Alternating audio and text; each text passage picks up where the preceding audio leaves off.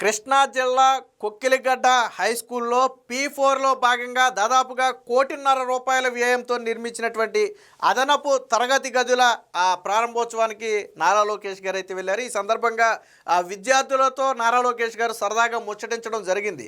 సాధారణంగా మీకు బాగా చదివితే మీకు మార్కులు వస్తాయి, అది అందరికీ తెలిసింది. ఎవరు బాగా చదివితే వాళ్ళకి మార్కులు వస్తాయి. కానీ నారా లోకేష్ గారు మీకు బాగా చదివి మీకు మార్కులు వస్తేనే అక్కడ చంద్రబాబు గారు నాకు మార్కులు వేస్తారు, ఒకవేళ మీరు బాగా చదవకపోతే అక్కడ నాకు మైనస్ మార్కులు వేస్తారు, కాబట్టి నా రాజకీయ భవిష్యత్తు కూడా మీ చేతుల్లోనే ఉందని విద్యార్థులతో సరదాగా అయితే చెప్పడం జరిగింది. వాస్తవానికి విద్యా వ్యవస్థలో మార్పు వస్తేనే ఆ శాఖ పనితీరు సమర్థవంతంగా ఉన్నట్టు, ఆ శాఖను నడిపిస్తున్నటువంటి నాయకుడు సమర్థవంతంగా పనిచేస్తున్నట్టుగా లెక్క అవుతుందని చెప్పి నిన్న నారా లోకేష్ గారు అయితే చెప్పారు. ఈ సందర్భంగా అక్కడ ఉపాధ్యాయులతో కావచ్చు, విద్యార్థులతో కావచ్చు, అక్కడికి వచ్చినటువంటి స్థానిక ప్రజలతో కావచ్చు, నారా లోకేష్ గారు అయితే కొద్దిసేపు ఇంటరాక్ట్ అయ్యి మాట్లాడటం జరిగింది. ఆ పాఠశాలకు ఉన్నటువంటి అవసరాలేంటి, అదనపు తరగతుల గదులు నిర్మించారు, అదేవిధంగా పాఠశాలకు ఆట స్థలం తక్కువ ఉంది కాబట్టి ఆట స్థలాన్ని కొంచెం మంజూరు చేసి పెట్టాలని చెప్పి ఆట స్థలం ఏర్పాటు చేయాలని చెప్పి కోరారు. దానికి కూడా నారా లోకేష్ గారు అయితే సానుకూలంగా స్పందించారు. అలాగే మొన్న లేటెస్ట్గా ఏదైతే కూటమి ప్రభుత్వం వచ్చిన తర్వాత డిఎస్సి తీసిందో, ఆ డిఎస్సిలో నూతనంగా టీచర్లుగా ఎంపికయ్యి ఆ పాఠశాలకు వచ్చిన వాళ్ళతో కూడా నారా లోకేష్ గారు అయితే కొద్దిసేపు ముచ్చటించడం జరిగింది. మొత్తంగా నారా లోకేష్ గారు విద్యా వ్యవస్థ మీద ప్రత్యేక దృష్టి పెట్టారు. వాస్తవానికి ఇప్పుడు నారా లోకేష్ గారు ఏ పాఠశాలకైతే కొక్కిరిగడ్డ హై స్కూల్కి వెళ్ళి మాట్లాడారో అదే పాఠశాలకు కూడా దాదాపుగా 50 నుంచి 100 మంది ప్రైవేటు పాఠశాల విద్యార్థులు ఈ పాఠశాలకు వచ్చారని చెప్పి ఆ సందర్భంగా ఉపాధ్యాయులు కూడా తెలపడం జరిగింది. అంటే విద్యార్థుల తల్లిదండ్రులలో మార్పు మొదలైంది. ప్రభుత్వ పాఠశాలలు ప్రైవేటు పాఠశాలల కంటే మిన్నగా విద్యను అందిస్తున్నాయి అనేది ఈరోజు తల్లిదండ్రుల్లో ఉన్నటువంటి ఒక నమ్మకం. ఆ నమ్మకంతోనే ప్రైవేటు పాఠశాలలకు పంపి డబ్బులు ఖర్చు పెట్టే కంటే ప్రభుత్వ పాఠశాలలకు పంపితేనే మంచి విద్య అందుతుందని భావించి ఈరోజు ప్రైవేటు పాఠశాలల నుంచి ప్రభుత్వ పాఠశాలలకైతే పంపుతున్నారు. సో ఇది చిన్న విషయం కాదు. గతంలో కూడా ఒక వీడియోలో చెప్పుకున్నాం. నో అడ్మిషన్ బోర్డులు ఆంధ్రప్రదేశ్లో విద్యా వ్యవస్థలో పెట్టారు అంటే చిన్న విషయం కాదు. విద్యా వ్యవస్థలో వచ్చినటువంటి మార్పులకు అది నిదర్శనం. గతంలో ప్రైవేటు స్కూళ్ళల్లో మాత్రమే నో అడ్మిషన్ బోర్డులు ఉండేవి, ప్రైవేటు స్కూళ్ళకు మాత్రమే సిఫారసులు లేఖలు తీసుకెళ్ళి అడ్మిషన్లు పొందేవారు. కానీ ఇప్పుడు ప్రభుత్వ పాఠశాలలకు కూడా సిఫారసు లేఖలు తీసుకెళ్లాల్సిన పరిస్థితి, అంటే అంత డిమాండ్ పెరిగింది ప్రభుత్వ పాఠశాలలకు. ఫర్ ఎగ్జాంపుల్ నిడమరులో నారా లోకేష్ గారు స్వయంగా అభివృద్ధి చేసినటువంటి ఇంటర్నేషనల్ స్టాండర్డ్ మోడల్ స్కూల్ ఏదైతే ఉందో ఆ స్కూల్లో అడ్మిషన్ల కోసం విద్యార్థుల తల్లిదండ్రులు పోటీ పడుతున్నారు. గత సంవత్సరం 550 మంది ఉంటే ఈ సంవత్సరం 1100 మంది విద్యార్థులు ఆ పాఠశాలలకు చేరారు. చేరిన మరుక్షణమే నో అడ్మిషన్ బోర్డులు పెడితే ఈ రోజుకు ఒక 50 మంది విద్యార్థుల తల్లిదండ్రులు సీట్లు ఏమైనా ఖాళీ ఉన్నాయా అని చెప్పి ఆ పాఠశాలకు వెళ్ళి అడుగుతున్నటువంటి పరిస్థితి. అంటే మార్పు చూడండి ఎంత స్థాయిలో వచ్చిందంటే, ఒకప్పుడు ఇవన్నీ మన ప్రైవేటు పాఠశాలల గురించి మాట్లాడుకునే వాళ్ళం, కానీ ఈరోజు ప్రభుత్వ పాఠశాలల్లో మార్పులు మామూలు విషయం కాదు.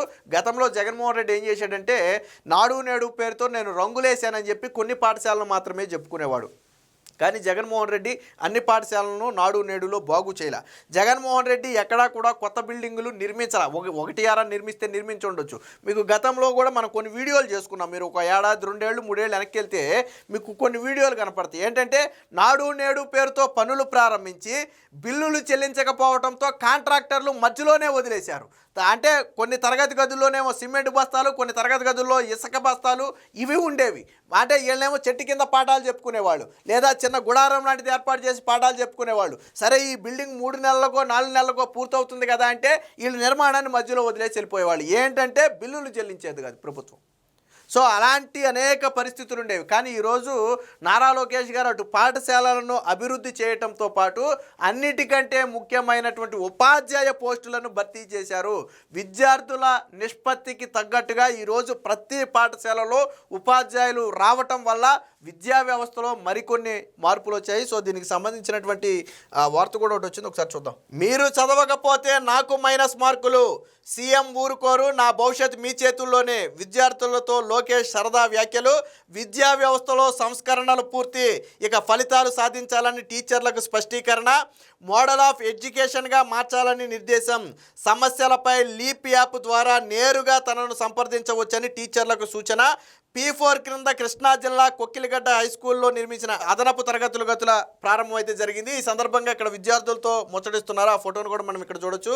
విద్యార్థులు బాగా చదివి మంచి ఫలితాలు సాధిస్తే సీఎం చంద్రబాబు తనకు మంచి మార్కులు వేస్తారని, సక్రమంగా చదవకపోతే తనకు మైనస్ మార్కులు వేస్తారని విద్యాశాఖ మంత్రి నారా లోకేష్ అన్నారు. నా భవిష్యత్తు మీపైనే ఆధారపడి ఉందంటూ విద్యార్థులను ఉద్దేశించి ఆయన చమత్కరించారు. సో కృష్ణా జిల్లా మోపిదేవి మండలం కొక్కిలిగడ్డలో P4 పథకంలో భాగంగా దాదాపుగా 1.5 కోటి వ్యయంతో నిర్మించినటువంటి ఈ అదనపు తరగతి గతులను అయితే నారా లోకేష్ అయితే ప్రారంభించారు. దానికి సంబంధించిన మరొక వార్త కూడా ఉంది, ఒకసారి చూద్దాం. ఈ సందర్భంగా ఉపాధ్యాయులు విద్యార్థులతో మంచి ముచ్చటించారు. సమాజ నిర్మాణంలో మార్పులు తెచ్చేది విద్యా వ్యవస్థనని, అందుకే ఆ శాఖను తీసుకున్నానని లోకేష్ అయితే తెలిపారు. గత 2 ఏళ్లలో విద్యా వ్యవస్థలో సంస్కరణలు తీసుకొచ్చామని, వాటికి అనుగుణంగా ఉపాధ్యాయులు శ్రద్ధతో పాఠాలు బోధించి సత్ఫలితాలు సాధించాలని సూచించారు. రాష్ట్ర వ్యాప్తంగా హార్డ్వేర్, సాఫ్ట్వేర్ రంగాలు అభివృద్ధి చెందుతున్నాయని, వాటిలో రాణించేలాగా విద్యార్థి స్థాయి నుంచే విద్యార్థులకు బోధన కూడా చేయాలని చెప్పి నారా లోకేష్ అయితే కోరారు. చదువులో వెనుకబడిన విద్యార్థుల కోసం బ్రిడ్జ్ కోర్సు వంటి ఒక మెటీరియల్ను త్వరలోనే అన్ని పాఠశాలలకు కూడా అందిస్తామని, అందరితో ముందెళ్ళే విద్యార్థితో సమానంగా వెనక ఉన్నటువంటి విద్యార్థులను కూడా ముందుకు తీసుకురావాల్సిన బాధ్యత ఉపాధ్యాయుల మీదే ఉందని చెప్పి నిన్న నారా లోకేష్ అయితే చెప్పారు. ఆటపాటల్లో ఎంత శ్రద్ధగా ఉంటారో చదువులో కూడా అంతే శ్రద్ధగా ఉండాలి. చిన్న వయసు నుంచే భవిష్యత్తుకు ఉపయోగపడే, అంటే వాస్తవానికి మనం చిన్నప్పుడు చదువుకున్న వాటికి పెద్ద అయిన తర్వాత చేసే పనికి సంబంధం ఉంట్లా కొన్నిటికి. సో అలాంటిది కాకుండా చిన్నప్పటి నుంచే ఇప్పుడు నారా లోకేష్ గారు చెప్పినట్టుగా సాఫ్ట్వేర్, హార్డ్వేర్ రంగాల్లో ఎటువంటి మార్పులు వస్తున్నాయి, భవిష్యత్తులో ఏ రంగాల మీద ఎక్కువ అవకాశం ఉంటుంది. ఇప్పుడు ఫర్ ఎగ్జాంపుల్ ఈ విద్యార్థులు చేతికొచ్చే సమయానికి క్వాంటం కావచ్చు, ఏఐ కావచ్చు, విస్తృతంగా రావచ్చు. సో అలాంటి వాటి మీద చిన్న వయసు నుంచే స్కూల్ స్థాయి నుంచే వారికి తర్ఫీదునిస్తే భవిష్యత్తులో వాళ్ళు నిలదొక్కుకోవడానికి, ఉద్యోగాలు సాధించడానికి అవకాశం ఉంటుంది. సో అలాంటి విద్యను బోధించాలనేది నిన్న నారా లోకేష్ గారు చెప్పిన మాట. సో మెగా డిఎస్సి నిర్వహణ బాగుందని మొన్న లేటెస్ట్గా డిఎస్సిలో ఉద్యోగం పొందినటువంటి మనీషా అనే ఒక టీచర్ అయితే నారా లోకేష్ గారితో చెప్పినట్టుగా వచ్చింది.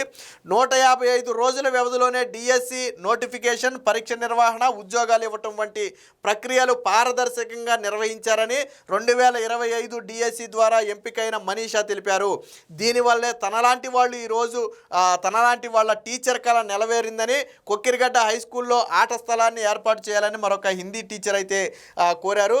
తమ పాఠశాలల్లో సౌకర్యాలు మెరుగుపడటంతో దాదాపుగా 40 మంది విద్యార్థులు ప్రైవేటు పాఠశాల నుంచి ప్రభుత్వ పాఠశాలకు వచ్చి ఈ సంవత్సరం జాయిన్ అయ్యారని చెప్పి టీచర్స్ కూడా ఈ సందర్భంగా చెప్పారు. ఇక జూలై 16, 17, 18 తేదీల్లో టీచర్స్, పేరెంట్స్ మీటింగ్ని ఏర్పాటు చేయబోతున్నట్టుగా నారా లోకేష్ అయితే చెప్పారు. సో ఆయన చెప్పింది ఒకటే, నేను విద్యాశాఖ సవాళ్లతో కూడుకున్నది నాకు తెలుసు, కానీ విద్యాశాఖలో నేను మార్పు తీసుకురాగలిగితే అది భవిష్యత్తులో సమాజ మార్పుకి, రాష్ట్రంలో మార్పుకి అవకాశంగా ఏర్పడుతుందనే ఒక ఉద్దేశంతోనే, ఏదైనా కొత్త ప్రయత్నంతో విద్యా వ్యవస్థను సమూలంగా మార్చాలనే ఉద్దేశంతోనే సవాల్గా ఉన్నటువంటి ఈ విద్యాశాఖను నేను తీసుకున్నానని, గతంలో అనేక మంది విద్యాశాఖ తీసుకుంటే ఇబ్బందులు ఎదురవుతాయని చెప్పినప్పటికీ కూడా నాకు ఈ శాఖే కావాలని నేను అందుకే తీసుకున్నానని నారా లోకేష్ గారు అయితే చెప్పారు. చెప్పినట్టుగానే నారా లోకేష్ గారు సమూల ప్రక్షాళనకు శ్రీకారం చుట్టారు. దాని ఫలితమే ఈరోజు ప్రైవేటు పాఠశాలల నుంచి విద్యార్థులు ప్రభుత్వ పాఠశాలలకు క్యూ కట్టడం, ఉపాధ్యాయ పోస్టులు తీసుకురావడంతో పాటు, కొత్త ఉపాధ్యాయ పోస్టులతో పాటు పాఠశాలల్లో మౌలిక సదుపాయాలు మెరుగుపరచడంతో పాటు డిజిటల్ లెర్నింగ్ మీద కూటమి ప్రభుత్వం అయితే ప్రత్యేకంగా దృష్టి పెట్టింది. ఎప్పటికప్పుడు ఉపాధ్యాయుల సమస్యలను పరిష్కరిస్తూనే కొత్త విధానంలో విద్యను బోధించడానికి రాష్ట్ర ప్రభుత్వం అయితే అనేక చర్యలు తీసుకుంటుంది. ఇక గతంలో నాడు నేడు పేరుతో జగన్మోహన్ రెడ్డి ఏదైతే పెండింగ్ వర్కులు పెట్టిల్లాడో ఆ పెండింగ్ వర్కుల పనులను కూడా కూటమి ప్రభుత్వం వచ్చిన తర్వాత పూర్తి చేస్తుంది. అలాగే గతంలో బకాయిలు పెట్టినటువంటి ఈ నాడు నేడు బకాయిలను కూడా మేమే చెల్లిస్తామని చెప్పి గతంలో నారా లోకేష్ గారు హామీ ఇచ్చారు. అలాగే ఏదైతే జగన్మోహన్ రెడ్డి చివరిలో దిగిపోయే సమయానికి విద్యార్థులకు ఫీజు రియంబర్స్మెంట్ బకాయిలు పెట్టి వెళ్ళాడు, ఆ బకాయిలను కూడా మేమే తీరుస్తామని చెప్పి ఇప్పటికే 3-4 దఫాలుగా కొంత బకాయిలను కూడా రాష్ట్ర ప్రభుత్వం అయితే విడుదల చేయడం జరిగింది. మొత్తంగా విద్యా వ్యవస్థలో సమూల మార్పులు తీసుకురావడంలో నారా లోకేష్ గారు సక్సెస్ అయ్యారని అయితే ఖచ్చితంగా చెప్పొచ్చు.